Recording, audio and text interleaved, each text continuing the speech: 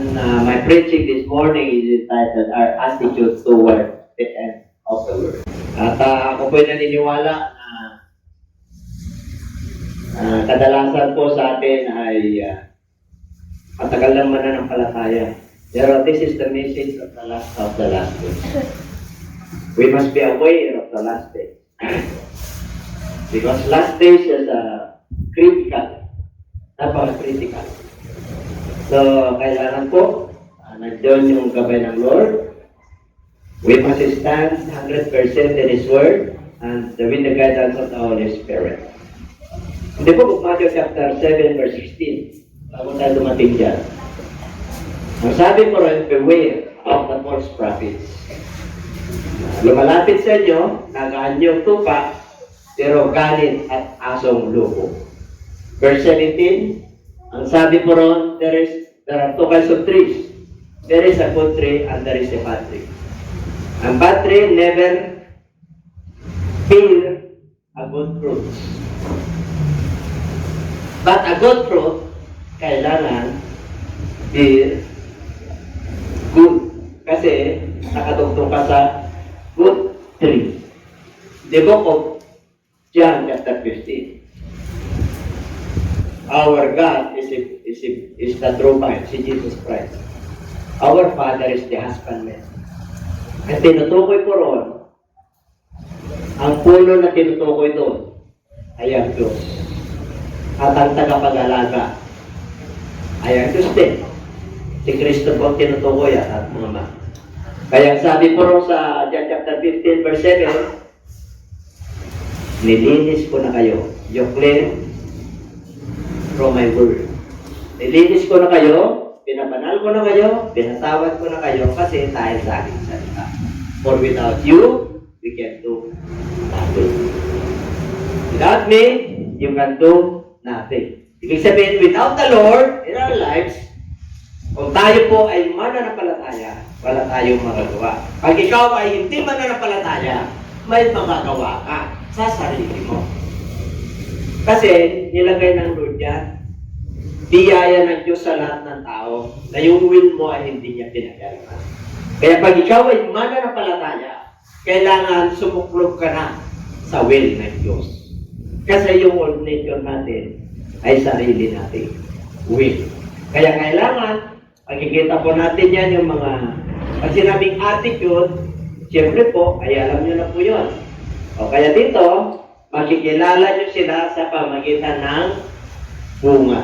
Ye shall know them by their fruits. Okay lang po tayo rito, nag-aaral. Amen po? Kaya pag tayo po, ang sabi po ng Bible, pag tayo po ay nagasig ng salita ng Diyos, napupunta po sa apat na klaseng nakikinig. Okay? Alam nyo na po yun.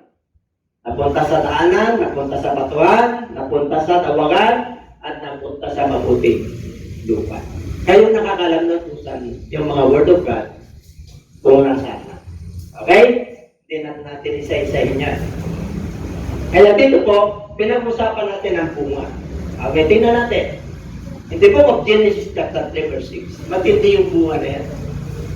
Yan nakasala ang tao. Okay? So when the woman saw that the tree was good for food, it was pleasant to the eyes. Eyes. Okay? Maganda.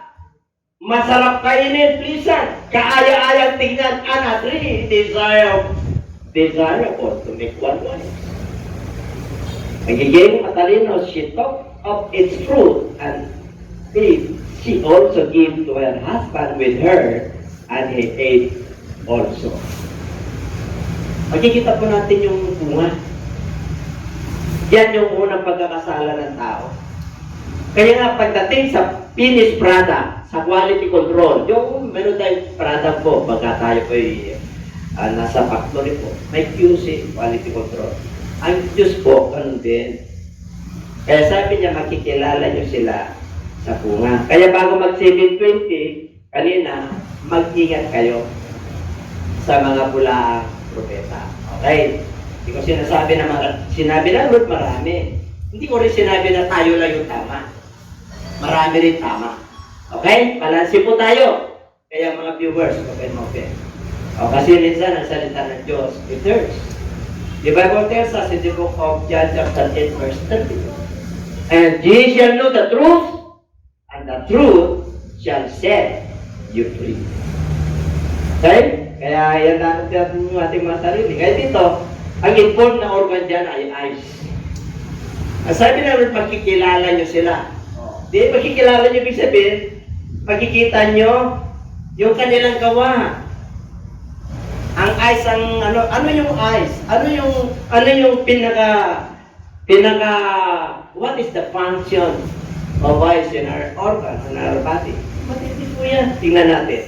Yan una nagkasala because of the eyes. Tingnan po natin. The parable of the people. Nagdi-ministry ang Lord. Dumaan po sila. Pupunta po sila sa, kung di ako nagkakamali, anong lugar yun, Jericho. Nakita niya yung eagles. The Bible tells us, hindi panahon ng bunga. Hindi panahon. Pero hinanapan siya ng Diyos ng bunga na hindi napapanahon. Malago, pero walang bunga. Malago, green lahat. Sinabi po, ang dahon po ay malago, pero walang bunga. Sinong panahon? Ano ibig sabihin ng Lord? Matindi yung bunga na to. And seeing a fig tree by the road, he came to it and found nothing on it but leaves, and said to it, let no fruits grow on you ever again. Immediately the fig tree withered. Uy, natuyo. Ang mga mananampalataya na nakatamasa na ng buhay na walang ganap, ilaw at may matutunan sa buhay. Kailangan di ka natutuyuan. Di ka natutuyuan. In all seasons, kahit na may pinagtataanan ka, kailangan mamunga ka pa rin. Dahil yun ang gusto ng Lord. Mamumunga ka sa kabila ng pinagtataanan.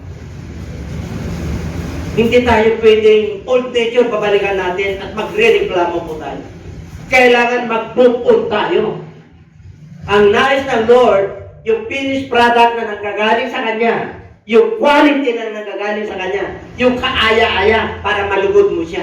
Natutuwa ang Diyos pag namumunga ka na marami kang pinagdadaanan kasi doon ka nagtitiwala sa Kanya. You feel good. Good. Hindi pwede mga kapatid na pagka tayo sa mundong ito, hindi. Pag kinabukasan, tuman sila. Ano sabi ng mga lalat? Panginoon, natuyo. Bakit natuyo? Wala pa kinaka. Sinabi ng Lord yan, pinuputol ng Lord ang hindi namumunga. Sa 7:18 or 19 ng Book of Matthew, bago natin, makikilala niyo sila sa bunga, pinuputol ng Diyos ang hindi namumunga at pinapansin. Kaya kung may pinagtataanan ka na sarili mo at hirap na hirap ka, baka ito sa Lord yan. Baka paalala sa iyo yan para maging matuwid ka. May mapakaalala ng Lord dahil mahal ka tayo para tuwid tayo. Pero pag tinutumid tayo ng Diyos, abay, kailangan tanggapin mo. Amen. At hindi mo na babalikan pa yung mga ginawa po natin na hindi maganda sa ating Panginoon. Ang Diyos po ay nakahatang. Tanggapin po tayo, hindi po. Sinabi ng Lord yan, I came to this world to save the world. Not to condemn. Kaya kung may pinagtataanan ka at kahinaan ka sa buhay, Lord, tulungan mo po para mamuha ko ng mabuti. Kasi nakatugtong ako sa iyo. At hinanapan mo ako ng mabuti. Everybody say amen. Okay. Anong function ng eye? Basahin natin na malakas. The lamp of the body is the eye. And therefore, your eye is good. Your whole body will be full of light. But if your eye is bad, your whole body will be full of darkness. Therefore, the light that is in you is darkness. How great is that darkness? Alam niyo, pag mananampalataya ka, huwag mo nang entertainin ng darkness. Bakit? Ang darkness ang nakikita. Tingnan niyo yung bag paper. Ang puti-puti. Lagyan mo ng isang tuldok. Ano nakikita mo? Yung kahinaan, yung kapintasan. Ganon din po yan. Kaya pag dumating na yung mercy, yung kabangan ng Lord sa buhay po natin, tuloy-tuloy ka na. Hindi tayo perfecto. Pero nais ng Lord na nagpapatuloy po tayo. Alam ng Lord na pinipilit po natin na maging maayos. Alam ng Diyos yun. Kung nagkamali tayo sa mga desisyon natin ng mga nakaraang panahon, abay, huwag mo nang balik-balikan yun. Amen po. Lahat po tayo rito, kasama ako. Walang perfecto rito. Ang Diyos lang ang perfect. Kaya sabi niya, therefore, you must be perfect because our Father in heaven is perfect. There is only one perfect and good, that is God. You are becoming perfect as soon as you obey Him. As long as you obey Him, long as you walk with Him, then you are perfect in His sight. Bagamat hindi ka perfecto sa ibang tao, markado ka sa kanila, but in the sight of the Lord, is connected ka 24/7. Ikaw lang ang nakakalam. And everybody say amen. Ganun kabuti ang Diyos. Kahit na nagkakamali na tayo, nagkakasala, may ginagamit ang Diyos. Amen po. The Man of God, the Word of God, the Holy Spirit, and sometimes nasa sticker lang sa sasakyan, and sometimes your books, the Bible. Pag binuklat mo yun, tama-tama yung problema mo. Nandun. Ganun tayo kamahal ng ating Panginoon para mamunga tayo ng mabuting bunga. Kaya, pero mo, may light ka na. Tapos sinahaluan mo pa. Ano sabi ng Lord in the book of John chapter 1? Di ba? In the beginning was the Word, and the Word was with God, and the Word was God. In Him was life. Ano tam? Sa Kanya ay buhay. At the life was the light of man. Yung buhay na nanggaling kay Lord, binigay niya yung buhay niya sa atin, that is life. That is the light of this world. Kaya sabi ng Lord, you are the light of this world. Kaya pag ikaw ay mananampalataya, dala-dala mo yun. Nakikita ng demonyo yun. Kaya hindi ka niya pwedeng kantihin. Kahit na naman pinagdadaanan mo, ang Diyos nasa iyo. Kasi siya yung tunay na ilaw mo. Amen?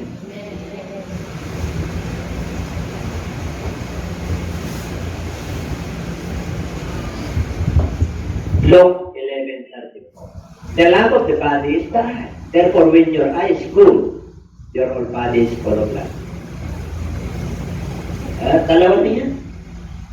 Pag mananampalataya ka na, ibig sabihin yung eyes, the eyes of faith. Hindi yung your eyes na literal, no. The spiritual eyes, the sixth sense. Alam niyo, 5 senses tayo lang, as a natural. But we have the sixth, that is the spiritual. You have the eyes of faith, you have the ears of faith, because it is spiritual. The things that are temporal or natural, hindi nakaka-discern ng mga bagay na spiritual. Akala mo tama yung ginagawa. Sinabi ng book of Proverbs siya, there is a way that seemeth right unto man. Sa kanya, pananaw, tama. Pero sa harapan ng Lord, the way thereof is the end. This is ways, and it is the ways of death. Kaya marami napapahamak eh. Amen? Kaya kailangan po tayo yung liwanag na yan nasa atin lagi. Bagamat may pinagtadaanan tayong bagyo, there are storms on our way or our journey of our Christian life. At the end of the day, there is still light that's shining, which is the Lord Jesus Christ, that gave us the hope. Siya nagbibigay ng pag-asa. Kaya tayo nakakatayo, kaya tayo nakakapagpatuloy. Amen po? Kaya kung meron kang nagawa noon, alam ng Lord. Hindi mo kaya yan, mag-fasting ka, mag-praying ka, sumunod ka, humayo ka. Sa araw kaya mo na. Yan lamang po si Creator. Yan ang blessing ng Diyos. Ang blessing ng Diyos, pagka ikaw binless ng Lord, wala makakapagpigil niya. Sa Diyos galing yan. Sabi mo, kami pinagpala ka na. Kaya hindi na. Hallelujah. Diba? Walking with Jesus. Walking every day. Walking all the way. Dapat ganun tayo eh. Walking with Jesus. Walking in other day. Walking in other months. Pag may kailangan lang. Every day yan. May kailangan ka.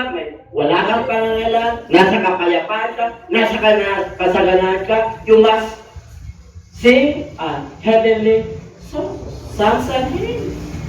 At kung may problema ka, may pinagdadaanan ka, ano sabi ng Lord? You must pray a prayer of faith or ask the elders of the church to pray you that your sins may be forgiven. Ganun katindi. Kaya sabi mo, tindi mo sa harapan ng Lord, di mo alam. Oh, akala mo ganun lang po tayo? Pero mo pinili ka ng Diyos. Who are we that God is mindful of us? Sino tayo para alalahan? We are Gentiles. We are not Jews. Ang dami tayong kapalpakan sa buhay nung wala tayo. Pero pinili niya tayo. Sinabi niya. John 56, ako ang pumili sa inyo. Hindi kayo pumili sa akin. Kaya ko kayo pinili para humayo kayo, para mamunga kayo, para manatili ang iyong bunga. Ano man ang iyong tingin, sama sa pamagitan ng pangalan ko, ibibigay ko sa inyo. Pero pangako ng Diyos yan. Tumindig ka dyan. And whatsoever ye shall ask in my Father's name, and I will give it to you. Tintigan mo yan. Kita nyo isang araw, ang ganang buhay. Nakapasa ka sa mga pinagdadaanan. Wala tayo dito ba pinagdadaanan? Maring relasyon, maring kabuhayan, maring sa pamilya, maring sa ministry, meron. Trabaho, di ba? Pero, kaya sabi na nun, pagpayapa ka, umawit ka. Pag may problema ka, manampalataya ka. Pag may sakit ka, ask the elders. Ano tayo gagawin? Sabi mo siya, katabi, may gagawin tayo. Hindi tayo pwedeng umupo lang yan. O yung mga kitungin nga may ginawa Ano yung walang ginawa? Yung mga may hindi kitungin. Natakot sila Sino nakatamasa ng pagpapala? Yung mga kitungin. Ang kitungin po, outcast sa society yan.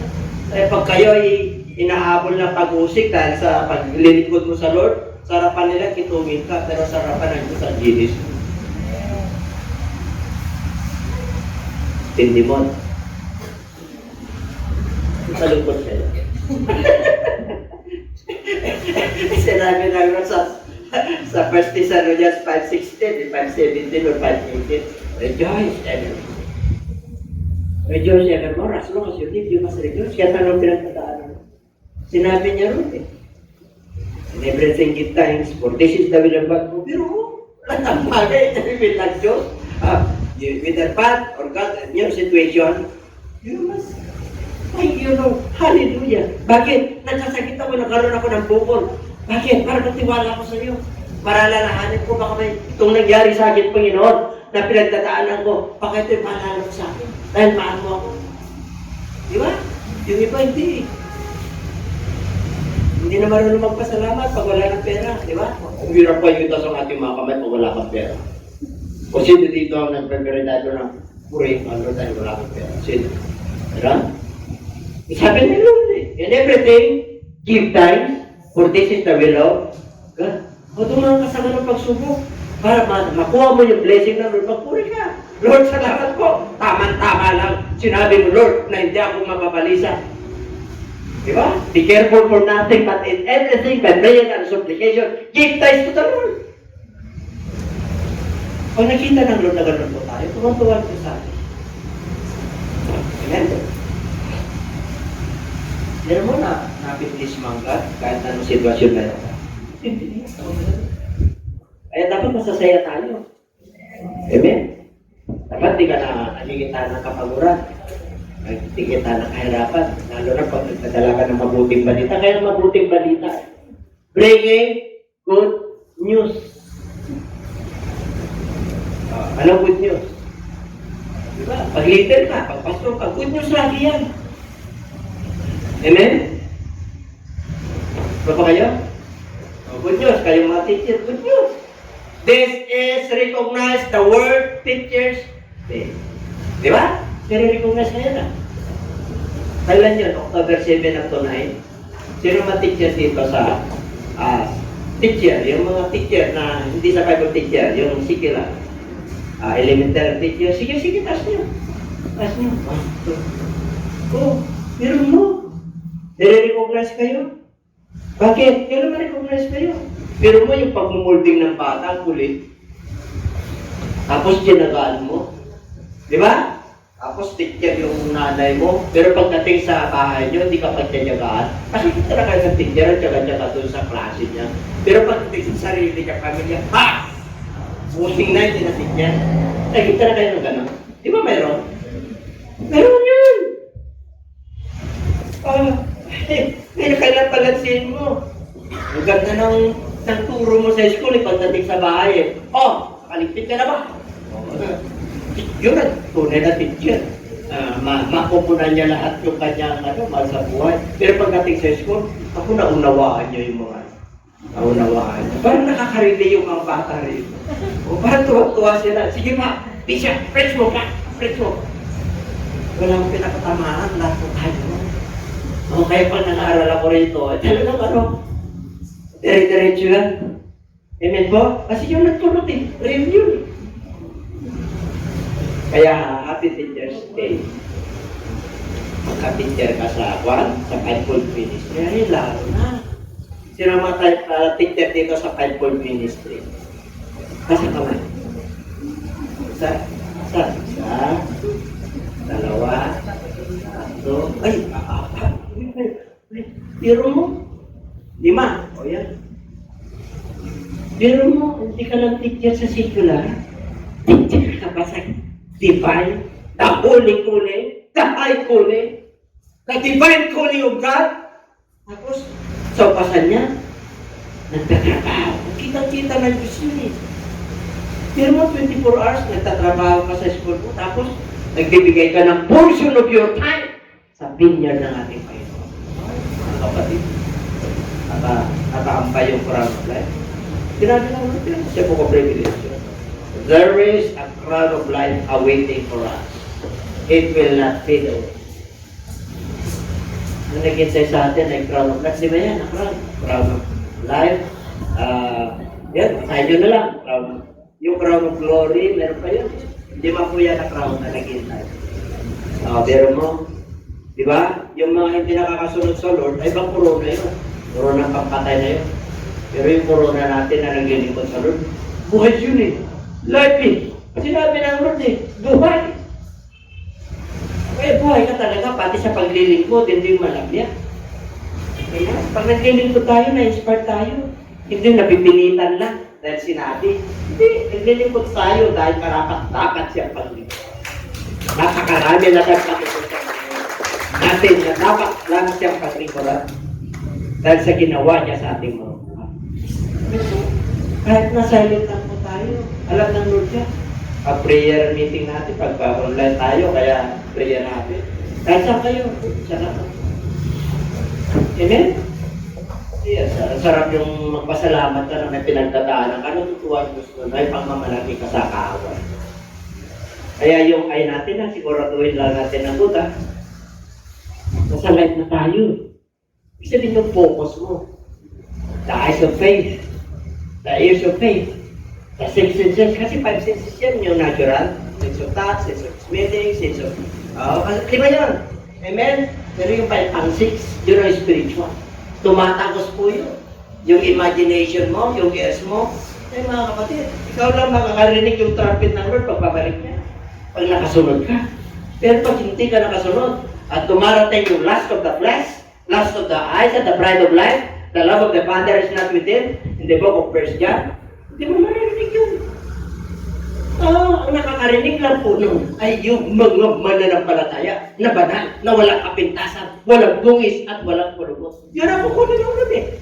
Sinabi niya eh. Ang kukunin niyang iglesia ay yung mga banal, walang kulubos, walang matya, walang kapintasan. So, dapat we must belong to the church. Ang church na tinutukoy doon, it's not the physical structure of the church. It's the body of Christ. The temple of the Lord is our body. Did you not know that your body is a temple of the living God? Glorify God in your body. Yan ang alululatin natin dito. Kaya pag nilagyan mo ng kasalanan nito, you can glorify God. Sinaksakan mo ng kasalanan nito, your thought, your utterance, even thoughts, your utterance, ang bite natin, pag nakarap, pag nakatalikod, umibang huli natin. No? So, ano tayo nakarap? Kahit na nakatalikod tayo. Ganun din tayo. Because God doesn't want us to be an hypocrite. Ayaw ng Lord. You know what is the spirit of the Lord when you are a hypocrite? Ha? Gusto mong maging righteous? So sabi ni Jesus Christ, unless you accept the righteousness of the Pharisees, wala ka. Paano ang righteousness ng mga Pharisees? Galit-galit na galit ang Lord. Pag nananalangin sila, nakikita sa kasukana. Ang linis. Di ba? Pinapakita. Magaling. Hindi ka mo. That is the spirit of hypocrisy. Ayaw ng mundo pa. Alam ng Lord ang pinagagawa natin. God knows our thoughts, our hearts. We cannot hide away from it. Kilalang-kilala tayo nito. Kaya pagka naglingkod ka, our attitude. There are 5 things to be considered. Tingnan mo ito natin. What are the things that we must consider? Our attitudes toward the end of the world. Number 1. Pagibasa. Ano ibig sabihin ng watchful? Self-explanatory yan. Magpantay ka. Matthew 5:1-13. The parables of the foolish and the wise virgin. Anong kaso nila? Parehong virgin yan. Parehong mananampalataya. Parehong pinabanal ng Diyos. Parehong may ilaw. Parehong may langis. Pareho. Anong problema? The one is wise. The 5 are wise. And the other 5 are foolish. Why foolish? Kung makikita mo sa verse 6, intentionally, 25 verse 6, basahin nyo na lang, assignment nyo yan. Intentionally, ang Lord ay idinelay niya yung kanyang pagbabalik. Intentionally yun. Akalaga niya, dinelay niya yung kanyang pagbabalik. Alam niyo kung bakit? Para na masubukan ang pananampalataya ng 10 virgins. Eh, nung kinapos na, darating na at midnight. Sinabi ron, midnight. Sumigaw. Bakit napagsarahan yung pulis? Anong kaso? Hindi sila nagpantay. Hindi sila naging aware sa blessing ng Lord. Maraming mananampalataya na ganyan. Kayo ba naniniwala to?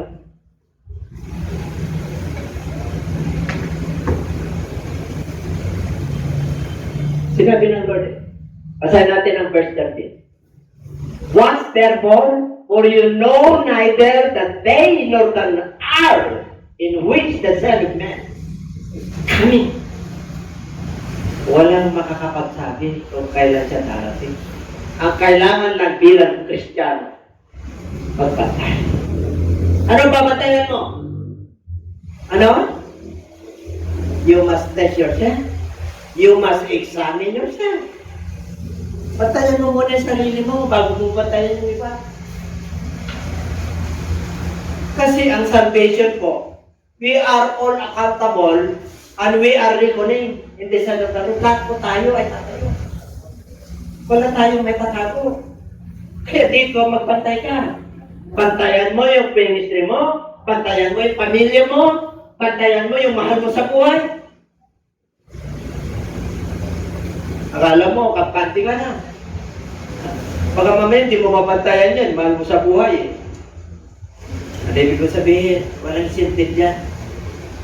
Kaya sinabi ng Lord, magbantay kayo. Amen? Patayan mo yung ugali mo. Oo. Baka mamaya, pinagpala ka na, ikaw na lang ang tama. Hindi pa ba kayo? Ang daming ganyan. Ang dami ang kilala ko eh. Oo, magagaling. Eloquent. Pinagpala ng Diyos. Talagang hindi na sila nakikinig. Bakit pinagpala ng Diyos eh? Yan pinagpipray ko.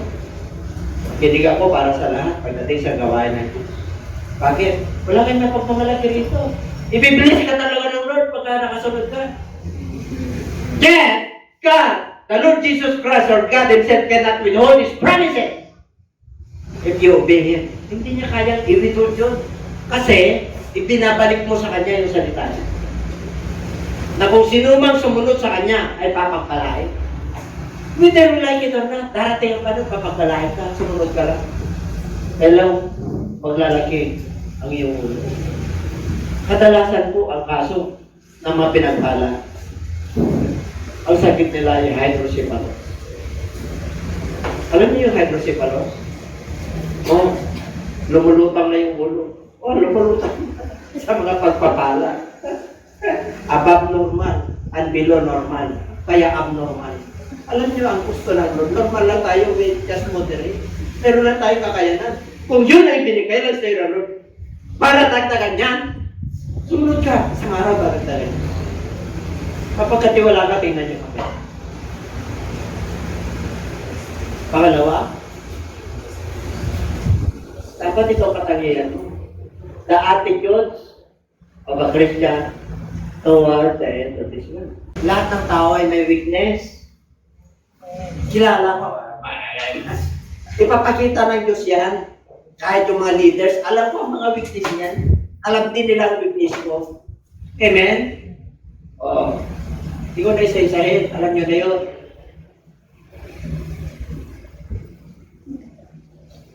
Hindi ka gagawin pastor ng Lord and Diyos. Alam nyo yung toka mo. Hindi mo alam ang pangalan nila. Hindi mo alam ang weakness nila. Alam mo yan. Sinabi ng Lord yan, my sheep knows my voice, and they hear and follow Him. Kaya kung tunay kang tupa, ay kailangan alam mo yung pastor mo. Amen po. Ano sabi rito sa industrial? Ito po, pag Matthew 25, 14, 30, ito po yung nagbigay ng Lord ng 5, 2, at saka 1. Yung 5 at saka 2, yung binigay sa kanila ng Lord, ayon sa kanilang ability. Tingnan ta, ayon sa kanyang kakayanan. Ang ibig po sabihin, hindi nagbibigay ng Lord na talent na wala kang kakayanan, na hindi mo kaya. Ano ginawa ng 5 at 2? Kinalakan mo agad eh. Yung isa, ano ginawa? Natakot siya, bakit? Ibinaon niya eh. Merong time of reckoning. May pagsusulit. Dumating mo. Tingnan natin. Ano yung verse na pinakano natin? Okay, patayin natin. Lahat po. Lahat. Okay, kasi word of God to, lahat po tayo, ha? His Lord said to him, well done, good and faithful servant. Take note. Well done. Good, number 2. Faithful. Why? Because you were faithful over a few things. I will make you ruler over many things. Ano raw? Enter into the joy of your Lord.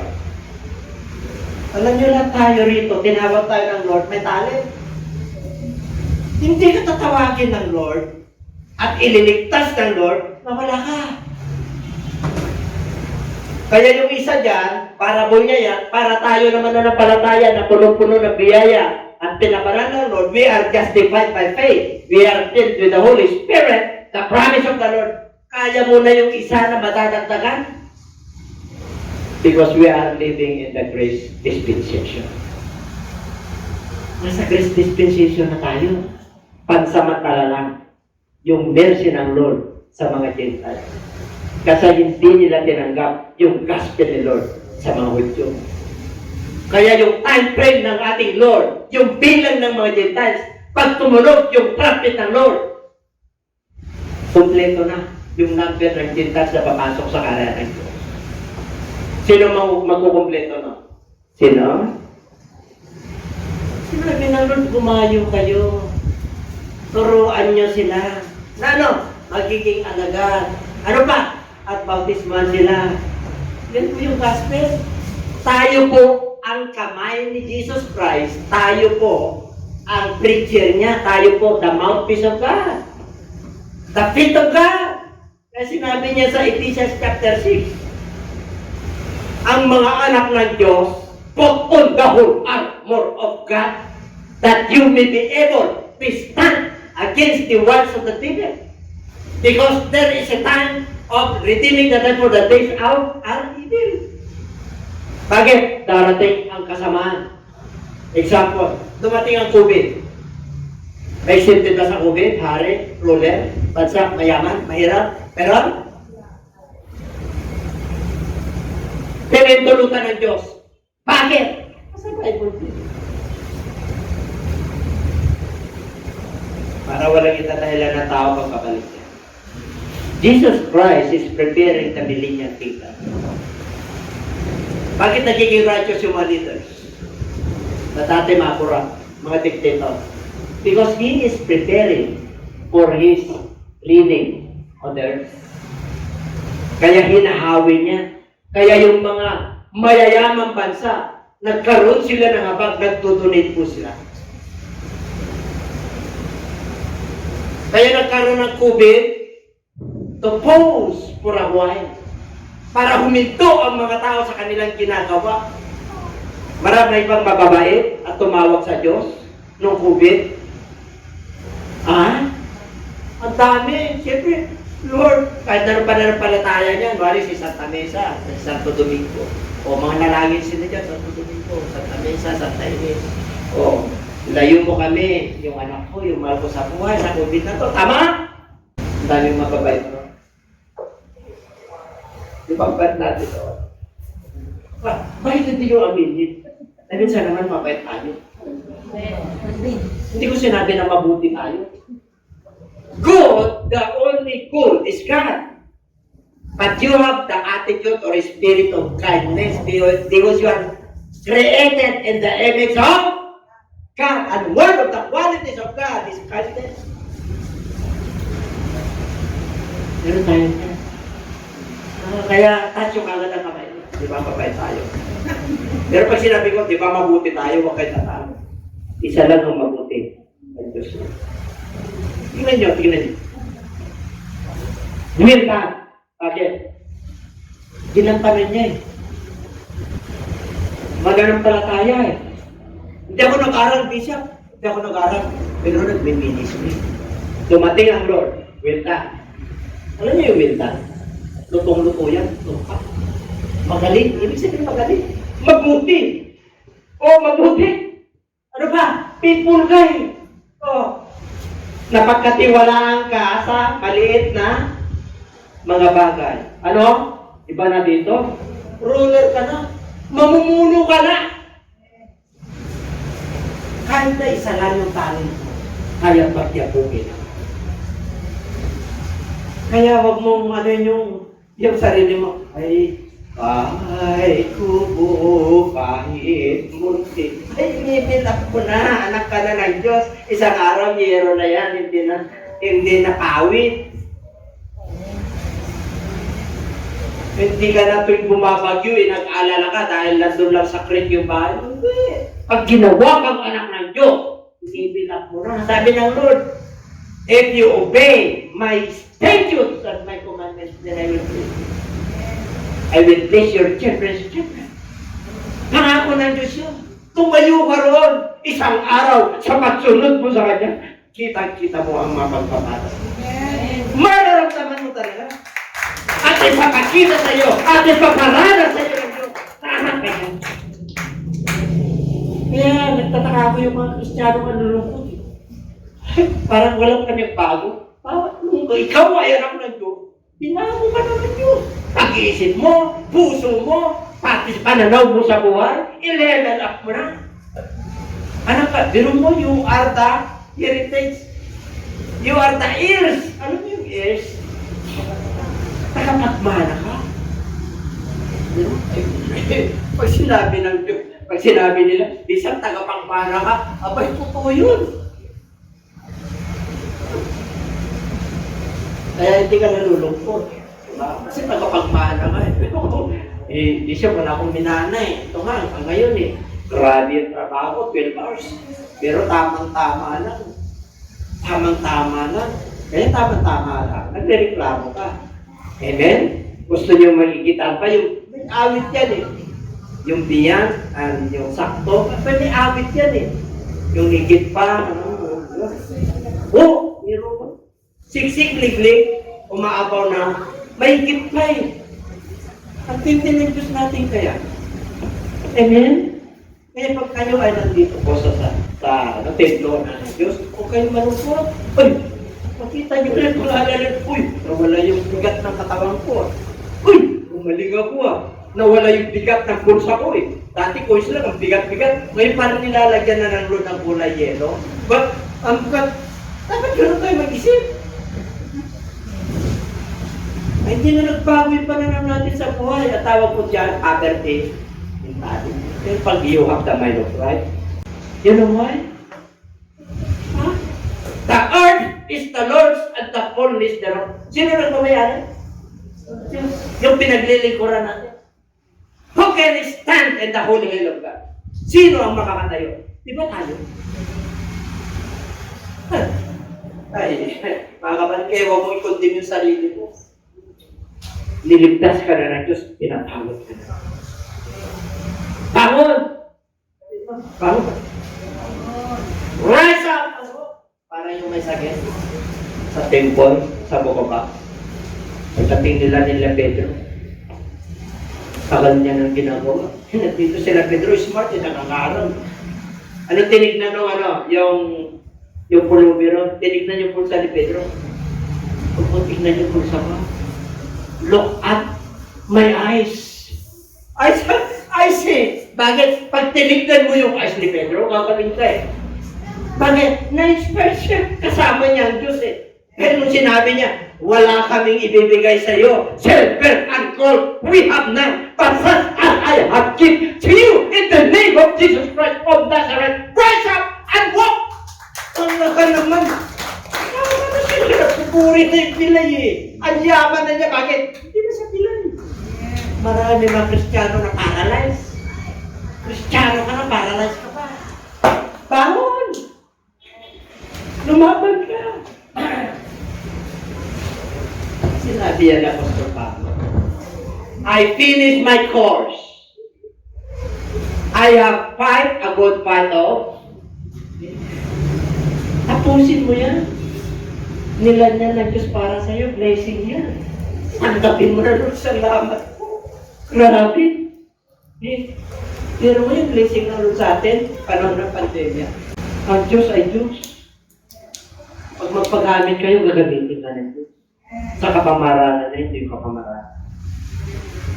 Amen? Kaya natutuwa nga ako eh. So, biro mo, dito Diyos sa atin, naka-Amerikana ako, nakasutara ako. Bakit? Hindi pamalitin mo yung Diyos. Alit mo alta. Ano naman ang papapalagyan natin dito? Minsan na may nag-comments eh. Sabi niya, Bishop, nawawala kayo sa ulo na lang. Ay, kako hindi ako after dyan. After ako sa Word of God. Ganun pala. Kami sa technical, pag nagkamali kami, talagang kung ano-ano sinasabi na sa amin. Abay, perfect kayo. Maganda yan. Hindi ko. Maganda yan. Andyan lang yung capacity ko. You must roller, pamumuno, pamamahala sa maraming bagay. Kaya ano gawin to? Pumasok ka na. Bakit? Kagalakan na yan eh. Ilalagay ng Lord yung unspeakable joy. Napagod ka na. Walang-wala ka na. Pag may pangaral mo yun, ay bang kagalakan. At ikaw na ang nakaramdam mo. Sana darating kayo sa puso na namin. Amen? Kasi nakatugtong tayo sa good tree. That is the Lord Jesus Christ. Kaya wala pang mga, yung mga tukso-tukso, wala, inapakan lang yan. Yung kahirapan, yung masakit, bukol, kubit, inapakan lang yan. Ano pa? Number 3. Una kanina, number 1, watchfulness. Number 2, industrial. Diba? Industrial, ibig sabihin kasi pagka sinabi yan sa 1 Corinthians 15:58, you must abound in the word of the Lord. Because your labor is not in vain to the Lord. Lahat yan, may kapuluhan. Tingnan nyo. And there will be signs in the sun, in the moon, and in the stars. And on the earth, the strife of nations with perplexity, the sea and the winds roaring. 26. Men's hearts failing them from fear and the expectation of those things which are coming on earth, for the powers of the heavens will be shaken. Then they will see the Son of Man coming in a cloud with power and great glory. Now, when these things begin to happen. Take note pag nangyari na yung mga bagay na ito, ano raw? Pag-ibasa.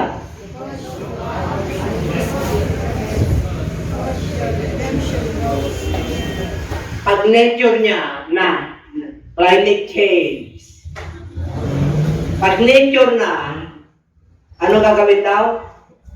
Lift up your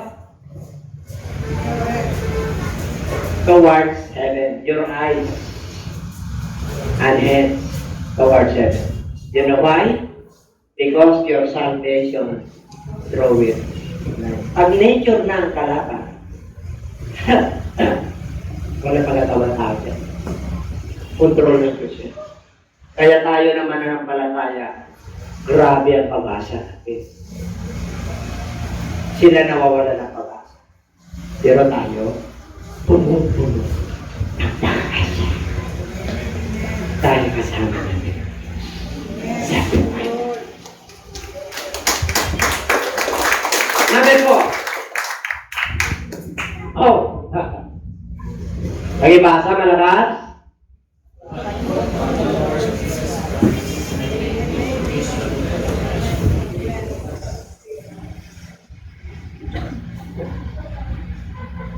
Sinabi ng Lord, without holiness, no one can see. Sinabi ng Lord, si Jesus Christ, be ye therefore holy, because the Father is holy. Are you holy? Para huli-huli. Ayaw nakalala. Gusto yung maging huli, sumunod ka sa Lord. Walang huli sa atin, Diyos lang ang huli. Habang sumusunod ka, nagiging banal ka. Amen? Kasi sumusunod ka. Pero pag hindi ka sumunod, paano ka magiging banal? Isa lang ang banal. Kaya sabi niya, pag sinabi, you therefore holy, that is a process. There is only one holy, that is God. Siya lang ang banal. Kaya ang tao never na magiging banal.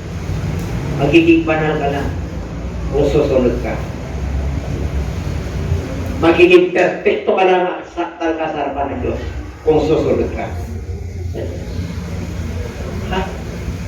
Kaya huwag niyong bigyang pansin at huwag ang inyong mga laman to fulfill the last. Diba? Kahit walang silbi niya. Kahit si bishop ka pa, kahit pare ka pa, kahit pastor ka pa. Pag pumasok yan. Marami papasok yan. The spirit of lust, sexual immorality, the lust of the material things of this world, the pleasures of this world, that is lust. Sinabi niya sa book of James. Hindi niyo ba alam na ang karangyaan sa mundong ito ay kaaway ng Diyos? Napakaliwa. Sa first John, anong last yan? 3, 4. The lust of the flesh. Alam niyo yung lust of the flesh? Kung ano yung gusto ng laman. The lust of the eyes. Ito. Kung anong nakita nito, papasok, ididikta dyan, there is a wire on our brain. Nandiyan, sa emotion niya. The last, the pride of life. Pride of life. May pride eh. Ang kaso ng karamihan ay pride. Kahit na walang-wala ka, pagka umansa yan. Kaya marami na bumuntok. Amen? Because of pride. Alam niyo, pag pinaitulutan ng Diyos na bumaka ka, abutin mo, lalo na pagka manggagawa ka, mga preacher ka, huwag niyo huwag niyo pagpapatulan yan. Yan na, fulfill. Number 5. Pakibasa. Ito yung hintay natin. Nevertheless, we, according to His promise, look for the new heavens and a new earth in which righteousness dwells. Grabe! Pag hindi ka nag-iingat ngayon, ang Jerusalem nasa Davao. Ano rin promise? New heavens and new earth. Ang New Jerusalem galing sa langit, hindi galing sa Davao. Meron akong pastor na kahapon na nagagabi. Hanga hanga. Pamuti. Hanga din. Hanga din yan. Bakit? Siya din mong aman. Nakalista yun sa ano ng Lord yun. Napa-stop niya lahat. Stop, earthquake. Okay yan. Bakit? I-recognize ng Lord yan. Magpapadala pa nga ng apoy galing sa langit yan eh. Yung larawan niya nga. Yung larawan niya magsasalita. Ay, bakit hindi ka bibili? Alam niyo, kulang na lang sabihin pagdating sa templo ng Jerusalem. Sampay niyo ako ng Diyos. Ganun yun. Merong warm up. Hindi pwedeng sasamba ang tao na walang nagawa. Matalino, makapangyarihan. At akala mo sa Diyos yan. Oo, sa Diyos. Amen. Walang problema yun. Pero pag pinahintulutan ng Diyos, kaya tinanong niya sa akin, sino ngayon siya? Abay, kandidato.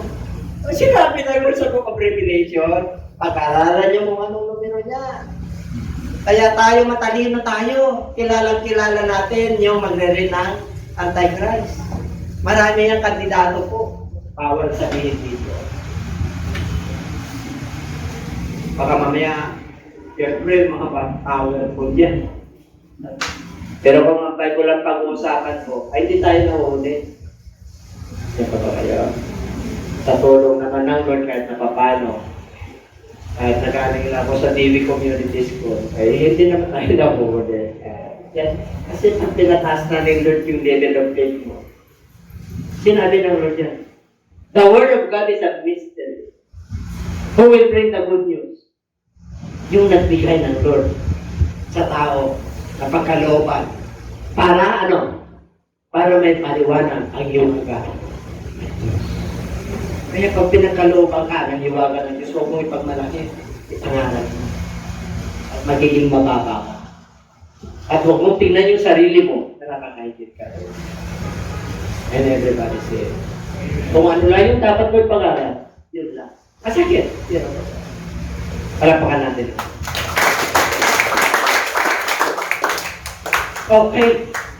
Now I saw a new heaven and a new earth. For the first, ito, tinatayo natin. Headcast. Wala na to. Okay. Also, there was no more. Ay, ano pa? When morning came, all the chief priests and elders of the people plotted against Jesus to put him to death. Ano yun? Wala na. Then Jesus spoke to them again, saying, I am the light of the world. He who follows me shall not walk in darkness, but have the light of life. Kita mo pag nasa Lord ka, ano raw mayroon ka? Ano Tagalog niya? Yung iba, ilaw lang. Hindi ilaw na buhay. Iba yung ilaw lang at yung ilaw ng buhay. Pag nasa Lord ka, your life is meaningful. Your life is fruitful. Your life is colorful. Like a rainbow. Kaya ang buhay po natin, hindi lagi payapa. Hindi lagi masaya. Because there is a time for everything. In the book of Ecclesiastes. Amen? Kaya sabi doon sa 3:11, but He makes all things beautiful in His time. Kaya kung may pinagtataanan ka kapatid, kaya mo lang sunod ka lang. Because time will come that He makes beautiful in His time. Pag panahon na, yung desire mo sa Lord, yung kagalingan, yung pagpapala, ibibigay niya sa iyo. Amen? He makes all things beautiful in His time. Well, you have a life of life. Meron ba? Not everyone that saith unto me, Lord, Lord, shall enter into the kingdom of heaven. Sino naman makapasok? But he that doeth the will of my Father, which is sino ang Father natin ngayon sa heaven? Asan na yung naman? Nagtanong sa akin siya. No, si Kristo. Sabi niya, Our Father who art in heaven, hallowed be my name. Sino yung tinatawag niyang Ama? Espiritu. Asan yung Espiritu? Nasa Kanya. Di ba kayo maniwala na yung Ama na sa akin? Siya yung aking patotoo. Sa korte may patotoo ka. Bakit nagduda yung mga alagad? Bakit nagduda ang mga Hudyo? Kasi po tao lang ang pagkakilala. Kaya nabuhay na muli siya ng 3 days. Kaya tinuruan niya sila ng another 40 days. Tingnan mo, nung naturuan sila, tusko sila ng Holy Spirit. So, papatay si Pedro nang sabi niya, nirequest niya. Insulto kay Lord yan. I-crucify niyo ako patiwari. Yung ulo ko, nasa baba. Ganun sila. Nung nakilala na nila ang ating Panginoon at yung kanilang buhay ay nakalala. Ganun sila mga anak. Hindi sila nakatakot. Tayo, takot natin, wala naman ng ganun. Takot natin, anong usip? Kahit anong gawin mo sa kapwa mong kabutihan. May masasabi. Tatandaan. Si Jesus Christ na walang kasalanan, dinugbog, tinampot, tinurunahan natin. You cannot please everybody. You only please God. Kaya hindi lahat ng tumawag ay, hindi ko kayo pwede, I never knew you. Because you don't obey the way of the Father.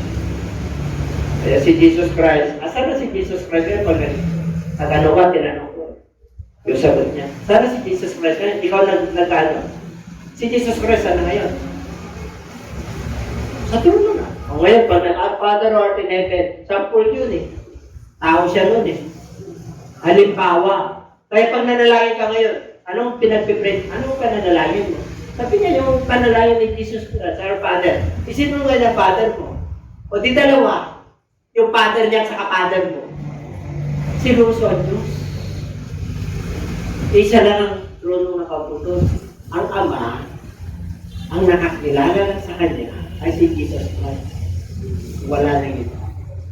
No one can go to the Father by